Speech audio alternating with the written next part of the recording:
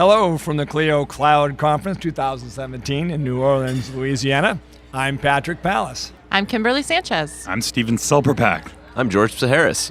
And we're on the road with Legal Talk Network.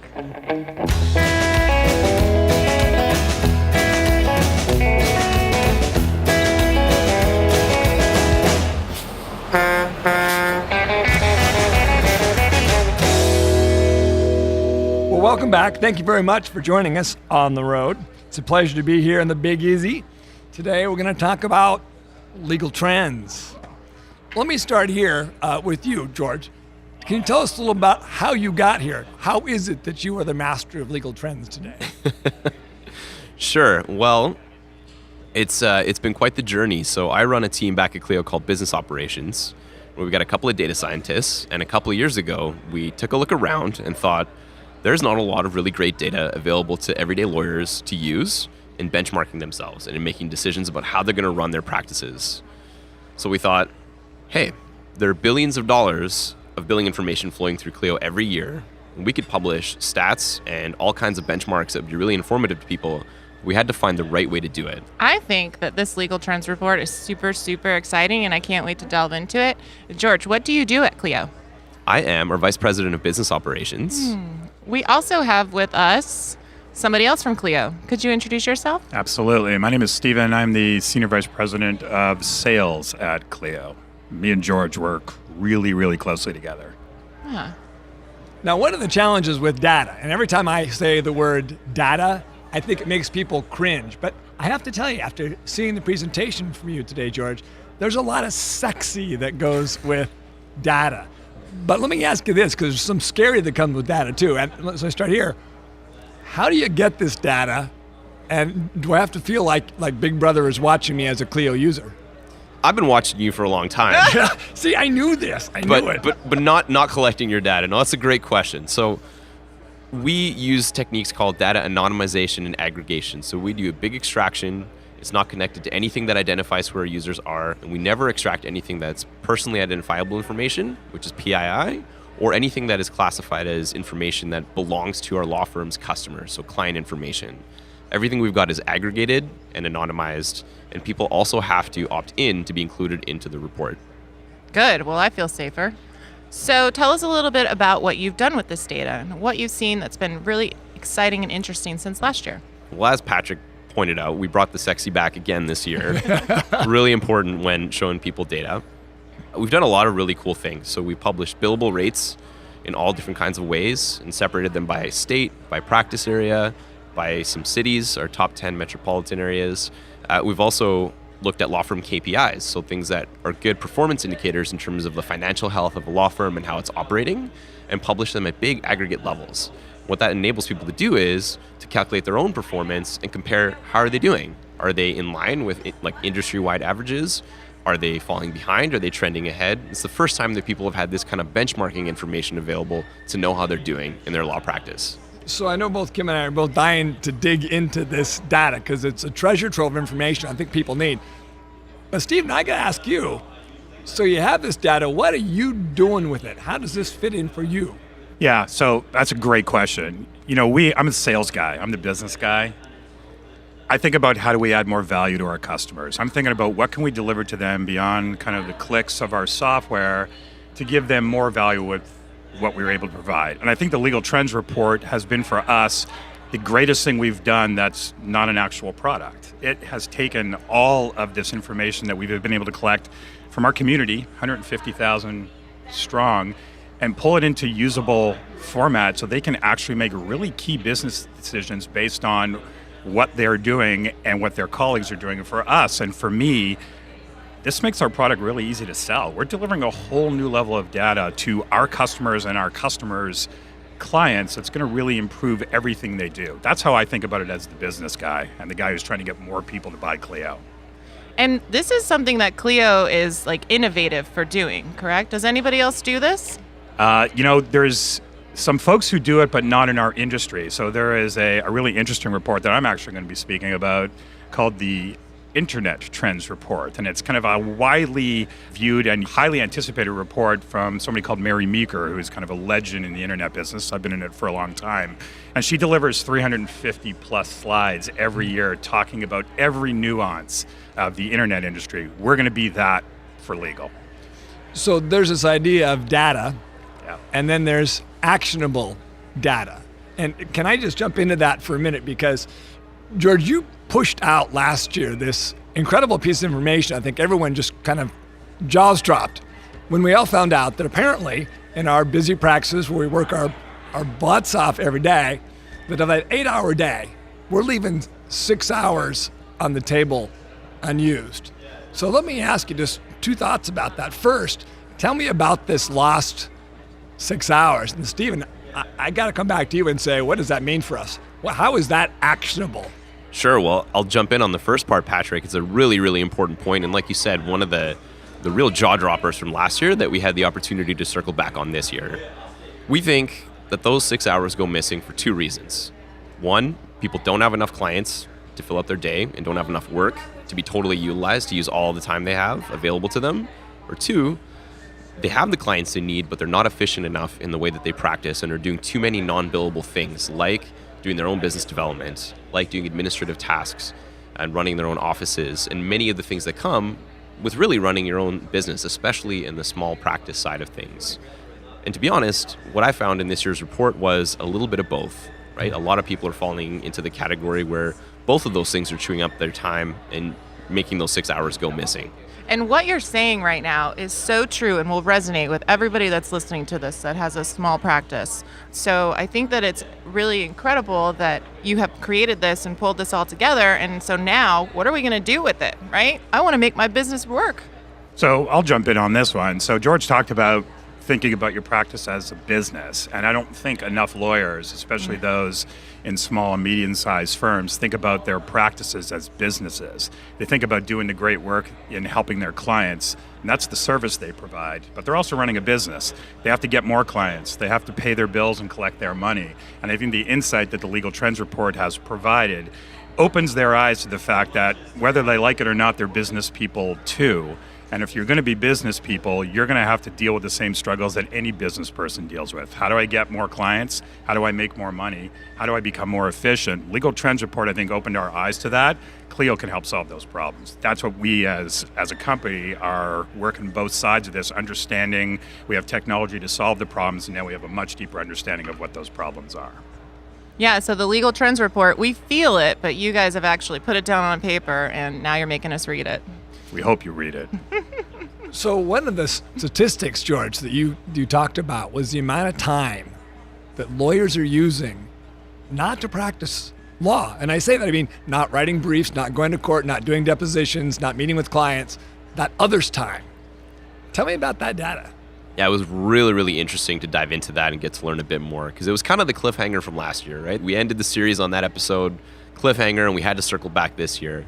And the single biggest thing lawyers are spending their time on is administrative work, so administrative tasks. The second biggest thing is doing their business development. So we saw them say around 33% of their time is going into business development. Another one that surprised us that was pretty high was actually spending around 16% of their time doing continuing legal education and licensing requirements. Kind of a required one and a bit different from the other categories. So we decided to zoom in on how can people get more business and how can people use their time better. And really, it's a story that comes together and is all about making more money. So for me, the part that excites me about that is that opportunity to grow their business. So if they're spending that much time trying to grow their business, adding more clients, there's lots of ways that we and kind of the technologies that are now able to work with Clio can help them do that. Extend your reach, build referrals, use technology to help you get more customers so that less of that 6 hours is spent on non-billable time and more of it is spent on new clients that you found and those clients that can be viewed as profitable clients bringing you really profitable business. I just wonder if this doesn't like blueprint the new direction for lawyers. And for example, it seems like a lot of lawyers are trying to do it all, right? I mean, you're trying to do your marketing, you're trying to do your social media, you're trying to do your administrative work, you're trying to do your HR, you're trying to practice law. And what I'm hearing from these stats is you're down to something like 28% of your time actually practicing law. So I'd love to hear the feedback from you. Does this mean that lawyers really either need to start hiring out for someone else to do that work in their firm? Or does it mean that maybe it opens up that lawyers can choose what they really want to do? If I love marketing, I should just do marketing and hire other lawyers to practice law. I'm wondering, as you're developing this trend, where you think the profession's going to go and how lawyers are going to respond to this incredible amount of data. Yeah, so I think I'll jump in first and then I'll let George take it. But an interesting part of the legal trends report was that a lot of these problems can be solved with technology. So it doesn't mean that lawyers have to go out and hire 10 people to perform the marketing function and the business development function and the billing function and the collection function and all the other things that are eating up their time. There's technology in many cases that can make them much more efficient, that can make them much more able to spend their time doing the things that actually get them paid, right, and let technology take care of the stuff that doesn't. George can certainly speak more to that, but our new platform, our app directory, there's lots of great stuff out there that's going to allow them to spend more time doing the things that get them paid and leave the tedious stuff that's necessary to run a good business to the technology. Yeah, I totally agree with Steven on this one, and I was guilty of having a little fun with this one today in my presentation. I talked about how a lot of people say the robots are going to replace lawyers, right? Yes. I hear that all the time in legal. Hear it all the time. Couldn't disagree more. I think robots are going to serve lawyers, and the way we're going to see that early on is in having technology, like Steven talked about, make all of these functions easier and more efficient so they can go back to focusing on, as Patrick pointed out, whatever they want to do. That's the transformation we're going to see in law. But I think part of what it's going to take is a bit of a culture shift in terms of the mindset that we see. Don't look at these as opportunities to lose, right? The 28% being this thing we need to be really negative about. Look at them as opportunities to do things you've never done before. The tools, the platform through Clio and its integration partners that Steven mentioned are bigger and better than they've ever been. And there's so much opportunity to get better at this stuff than we've ever been. And that's the direction we should head in. I concluded by saying, data-driven lawyers eat robots for breakfast. And I think that's the place we're headed. It sounds like a t-shirt. I love it. So Clio seems to be on the forefront of this, right? You realized you had all of this data that you could either do something with or not. And then you decided to do something with it, created this report and built on it every single time, and your own product has developed, I think, new Clio, which I think Jack was here earlier talking a little bit about. So tell us why Clio decided to invest in this kind of data report. Yeah, I can jump in on that one. For us, it was always about our mission. We're on a mission to transform the practice of law for good. We're the first company that's ever been in this situation in legal. No one's ever sat on this amount of data. No one's ever had access to this size of a database, right? Information's always been stored in paper files, in filing cabinets out there in the world, and this is the first time we've got all this stuff together in one place. For us, it was always about pursuing that mission. If we want to really actually transform the practice of law for good, we're going to have to look at the data trends in terms of how our customers are performing and look at those and ask ourselves, are we making them better? Are we building a product and an ecosystem around that product that makes them better? And that was the big mission for us. We also wanted to solve the issue where people didn't have the data at their disposal. People who were in the right mindset wanted to solve those problems. They wanted to fix the right things, but didn't know where to start. For instance, how do I get more clients? Well, where are the reliable data sources out there on how clients find you and want to find you and select you as a practitioner?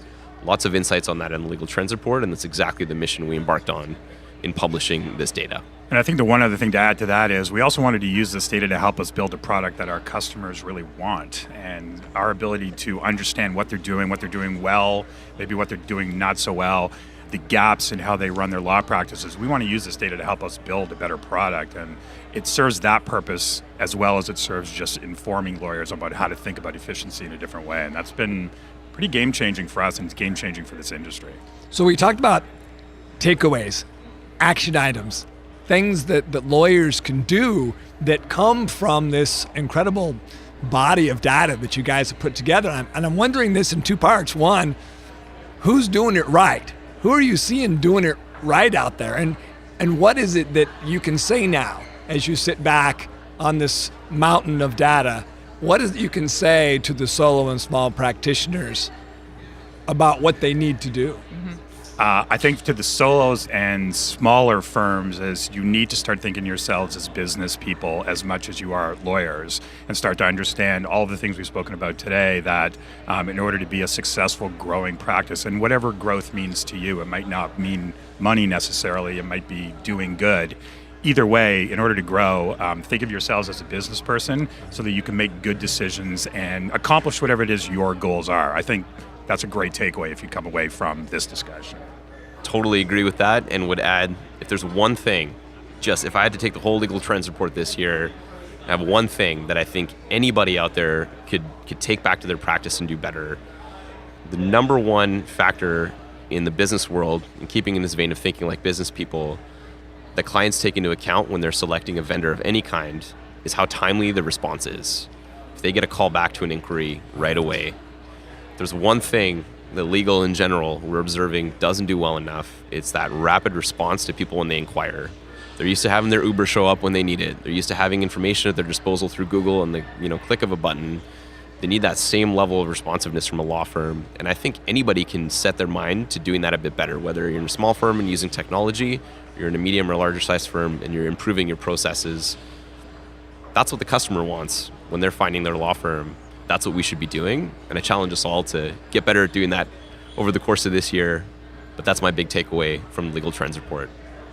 I think that that's a good point, George. I think I have continued to hear the word customer, and I hear that at Clio all the time. And customer is not a word that lawyers typically use, because that is much more of like business versus like we typically talk about our clients. And I think that we have to be mindful, and I appreciate that this report and the business development that Clio has done sort of forces us to think about not as clients, but as customers. Can you guys talk a little bit about that?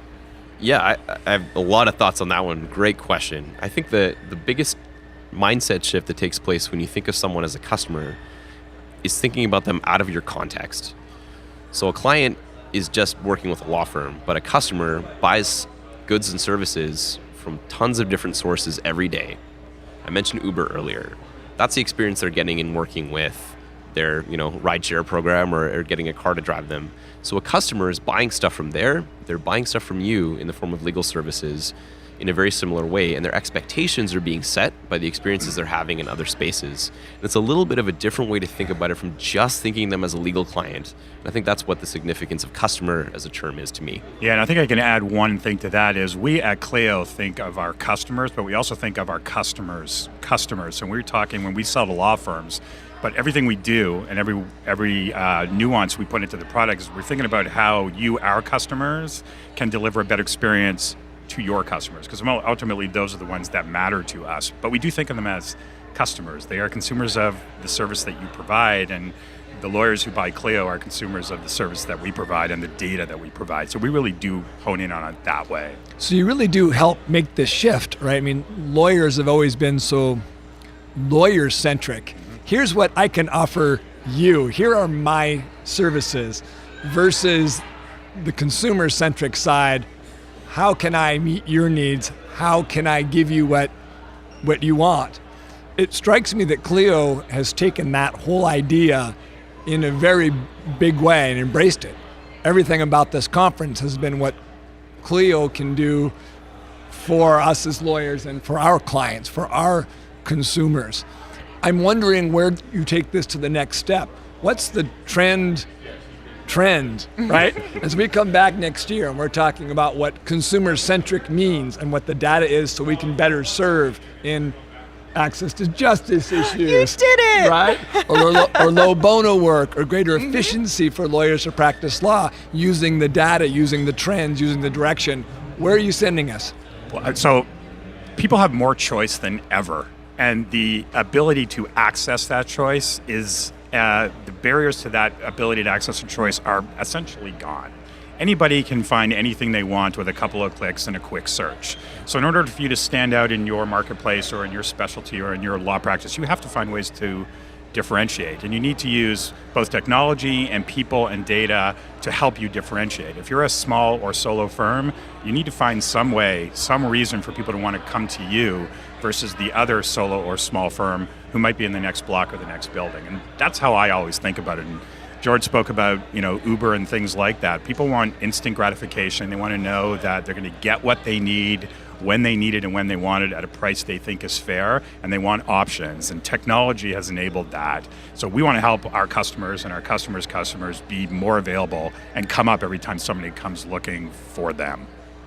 What I'd add to that is that the term we're using around Clio that we talk about every day, and kind of this place to send us conceptually anyways, Patrick, is an effortless experience. There's a lot of friction in the process of someone becoming a law firm client today, and those friction points often add up and prevent people from getting either access to justice or from retaining the services of a lawyer. And if we can mirror and learn from the best out there, we used the example of Amazon.com earlier today in the opening keynote for the conference here. I think there's this huge opportunity for the experiences to become more effortless. Online bookings, real-time updates on a case so people don't have to call and interrupt you to see what's going on. Credit card payments is like an easier way to accept payment and transactions from clients. Just a lot of opportunities to make that experience more effortless. Our job as a technology company is to make doing that stuff effortless for lawyers. And that's kind of where we're embarking together, I'd say, on a journey to get better. You know what I love about the Legal Trends Report is I am not a Clio user. And I think that report is an incredible amount of knowledge for anybody that's not even using Clio. And I'm wondering if you have feedback from some of non-Clio users about the impact of that sort of report. Yeah, I've got feedback and conversations from all different kinds of groups, and we see quite a few folks who don't use Clio actually participate in the surveys that we were able to provide as well. So especially on the consumer survey side, but also on the law firm survey side, lots of insights from folks across the industry. A good example that's coming to mind is we see a lot of law students who aren't in practice yet, who can't actually afford or buy Clio until they get rolling, take a look at the report to inform them on things like, how much should I charge when I get up and running? Where do I want to go and practice and locate to? How am I going to structure the way I charge my clients? And how am I going to get my first few clients when they read the report? And that among many, many other examples of non-Clio customers using the report for good value. And I think if you compare the Legal Trends Report with similar reports in other industries, somewhat like I spoke about earlier, you'll find common problems. Everybody's looking for more business. Everybody wants to become more efficient. Everybody's trying to figure out how technology can make them better. Everybody wants to be found. Everybody needs to respond to a marketplace that's changing. Those insights are good no matter what industry you're in.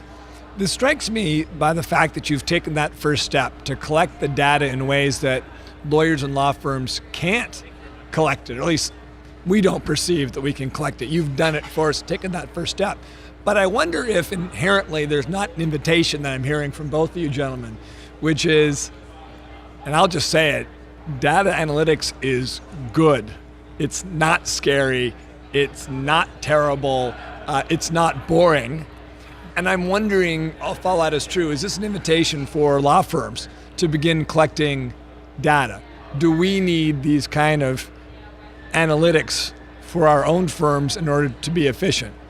So I'll jump in on that one. I'm actually going to give a talk later on in the conference about this and help remind people that almost everything in their lives today in their connected world that we live in is driven on data. Everything that they do, they are this constant source of data. If you wear a fitness tracker on you, you're sending your data back to the company that makes that fitness tracker, and they're telling not only what you're doing, how active you are, but in many cases where you are and where you're going. Our lives are built around data. We hope that we can use what we're doing and inspire people that data is good, that you can create really meaningful insights that can affect every aspect of your life, not just your business life, and data for good is a great thing. So just taking the idea of an NPS score, a net promoter score, tell me how we can use that. Tell me how lawyers may use that single piece of data or whatever other kinds of data are out there. You had a couple of great actionable takeaways, one of which was about the NPS score. Tell me about that. Yeah, that's a great place to start. So NPS, or Net Promoter Score, is a metric that you calculate by asking your customers or your clients a simple question. How likely are you to recommend the service to a friend or colleague? And you ask that question at a 0 to 10, and people who respond 9 or 10 out of 10 are called promoters. What I talked about in the presentation today is easy and I think possible for everyone to say, anytime somebody gives me a 9 or 10, let's send them to my review sites. Everybody complains about the reviews they get on places like Avvo and other listings. But then if you can get your best customers to share their experience and start to get referrals and educate the world on what a great provider you are, that's a great start. And that's a data-driven, actionable takeaway, one of many in the report that I encourage everybody to go download and read, available from the Clio website. But those are examples that I think are approachable. They're not super fancy artificial intelligence, or the whole theme today was to try to make the data actionable to folks in an everyday way. And I hope we got there. Really excited that we did. And yeah, I don't think that the report is scary or the data analytics are scary at all. And I'd say one thing that's truly unique about the analysis we do is it's built just with law firms in mind. There's lots of other data analysis and collection that takes place for everybody else in the world, but this is the only data analysis and report that's built thinking specifically about lawyers, and for law firms. So it's definitely worth a look. So don't be afraid of data. And Clio is holding your hand through all of that exciting change. Thank you so much, guys. So before we close it out for today, I have one last question for you. If our listeners would like to follow up, how can they reach you? I'll go first. Easiest way, because my name is hard to spell, is go into the Clio website, clio.com. You can find George and I there, and links to my LinkedIn page and other ways to get a hold of me, or first name dot last name at clio.com. Would love to hear from you. Would love your feedback. Yeah, similar for me. On Twitter, pretty actively, at George Psiharis. Tricky last name, so I'll spell it Psiharis. You can also find me on the Clio website, and feel free to look me up on LinkedIn or by email, which is again first name dot last name at clio.com. Well, gentlemen, we've reached the end of the road for today's episode. And I want to thank our guests for joining us today. We also want to thank our listeners for tuning in. If you like what you heard today, please rate us in Apple Podcasts. We'll see you next time for another episode of On the Road with Legal Talk Network. If you'd like more information about what you've heard today, please visit LegalTalkNetwork.com. Subscribe via iTunes and RSS. Find us on Twitter and Facebook, or download our free Legal Talk Network app in Google Play and iTunes. The views expressed by the participants of this program are their own and do not represent the views of, nor are they endorsed by, Legal Talk Network, its officers, directors, employees, agents, representatives, shareholders, and subsidiaries. None of the content should be considered legal advice. As always, consult a lawyer.